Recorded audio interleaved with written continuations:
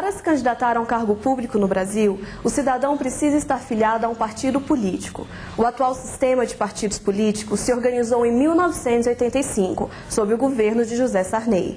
A evolução histórica dos partidos mostra a importância dessas instituições para a defesa da democracia. A primeira aparição dos partidos políticos na história brasileira foi na época do Império, com o surgimento do Partido Liberal e do Partido Conservador. Os liberais defendiam os interesses dos proprietários de terra, enquanto os conservadores defendiam a burocracia imperial. Após a queda do Império, os partidos liberal e conservador perderam espaço para a política do café com leite.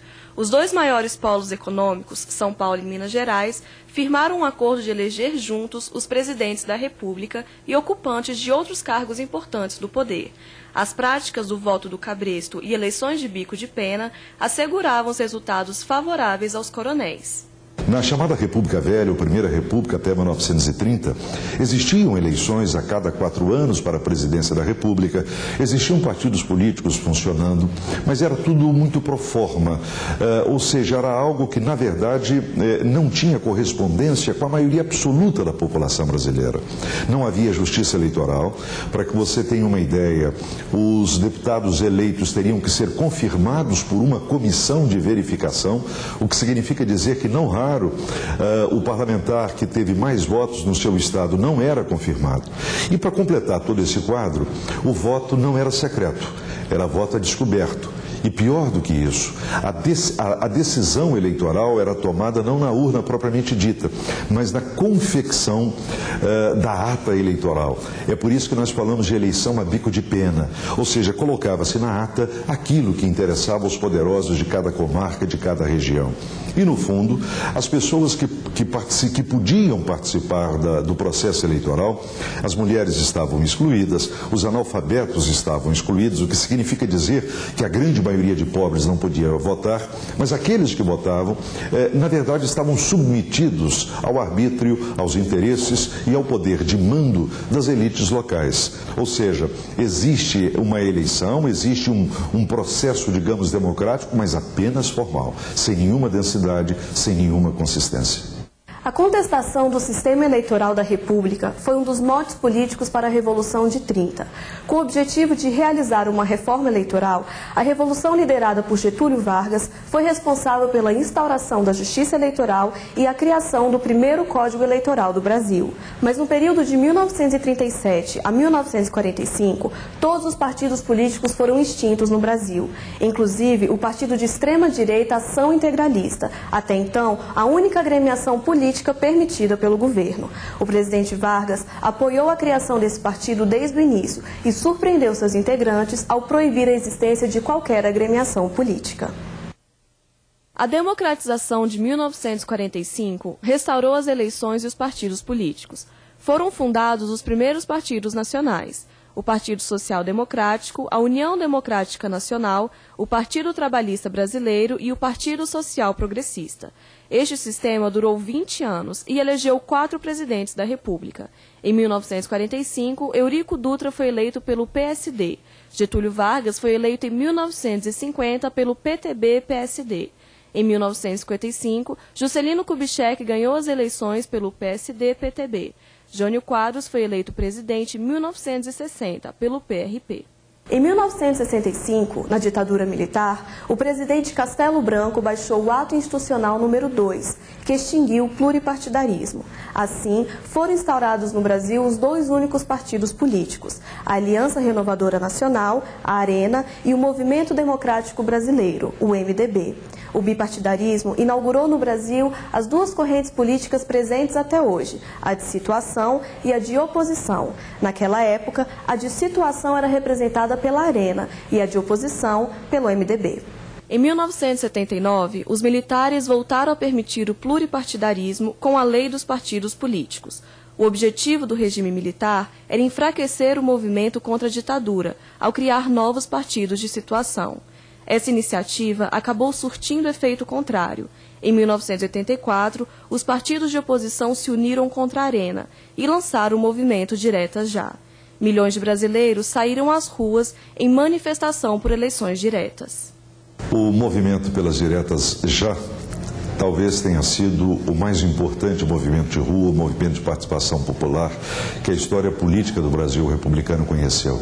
Estávamos no final do regime militar e os diversos setores organizados da sociedade, partidos políticos de oposição que já se formavam naquele momento, vão se organizar para partir exatamente para pressionar o regime militar a permitir a modificação do sistema eleitoral com a reintrodução das eleições diretas no país.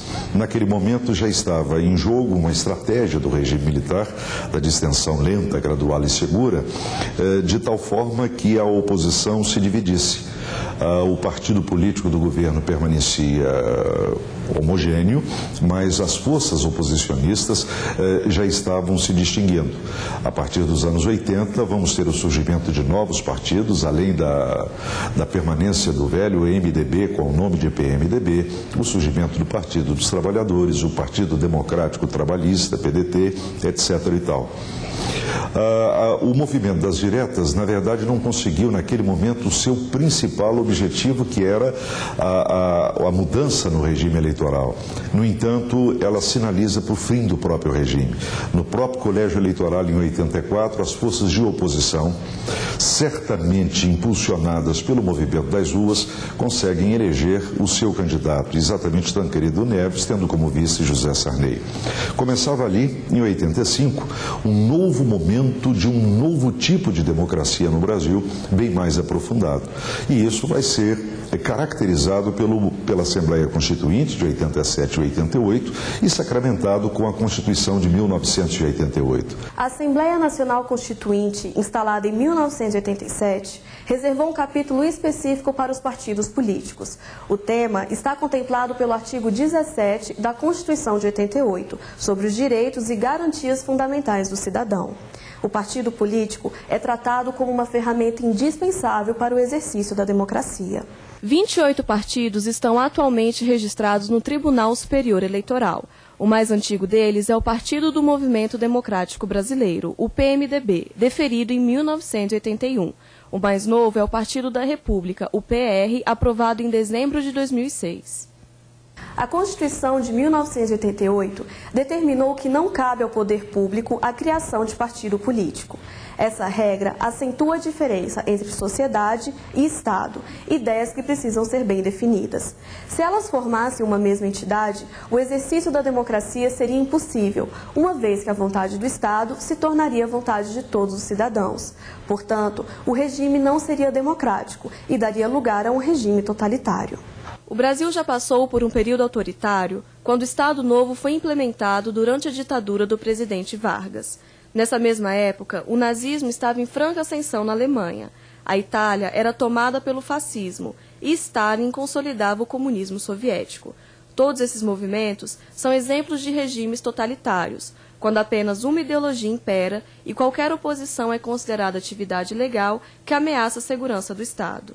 Se o governo, a população, um país já sabe qual é a melhor posição, para que gastar tempo discutindo, para que gastar tempo e energia na divergência? Então, esse era o fundamento de todos aqueles partidos, de todos aqueles regimes que podem ser caracterizados como autoritários e até mesmo como totalitários. Para esses, havia uma verdade política única, indiscutível, e aquele partido que estava no poder representava aquela verdade. Então, a dinâmica da discussão daquele partido era suficiente para se definir a política. Ficou demonstrado historicamente a inviabilidade, a insuficiência de regimes monolíticos quando comparados com os concorrentes regimes pluralistas, democráticos, onde a diversidade de opiniões vige e onde há uma competição entre posições, entre ideias, entre partidos e uma alternância de poder entre eles. A democracia não é simplesmente a vontade da maioria, mas é também e principalmente o respeito às minorias, ou seja, pluralismo tem a significação de apreço a várias opiniões políticas e a convicção de que essa diversidade é benéfica. Ou seja, trata-se de ver a política não apenas como conflito, mas também como cooperação e consenso. Em segundo lugar, então, podemos ver como que esse princípio ele se manifesta na prática entre nós. A princípio, nós poderíamos dizer que a nossa legislação é bastante tolerante e permite a manifestação da pluralidade, da diversidade, então, política em vários partidos. O fato é que na Câmara dos Deputados hoje nós temos 20 partidos representados. Aparentemente não há grande empecilho para que as diferentes correntes de opinião possam manifestar-se. Alguns entendem que não, no entanto, alguns entendem que a nossa legislação ainda é restritiva, contém uma cláusula de barreira implícita, que é o quociente eleitoral. Outros entendem, pelo contrário, que a nossa legislação é demasiado tolerante, ou seja, ela permite que muitos partidos floresçam, muitos partidos cresçam, muitos partidos apresentem candidatos, e isso tornaria o jogo da política bastante imprevisível, bastante fragmentado. Ou seja, para essa corrente de opinião, o pluralismo, a pluralidade de partidos e de ideias deve estar limitada por outro valor, que é o valor da governabilidade. Então, em nome da governabilidade, nós deveríamos ter menos partidos, nós deveríamos sacrificar um pouco a pluralidade para ter governos mais estáveis e mais fortes. Para esses, 20 partidos é um número exagerado e o sistema político brasileiro deveria funcionar com um número menor de partidos, em torno de 4, 5, 6 ou 7 partidos. Ao longo da história política do Brasil, o partido vem ganhando força como instrumento de defesa da democracia. A pluralidade partidária garante a liberdade de expressão e o direito de escolha do cidadão. O princípio do pluralismo político se torna fundamental para a democracia.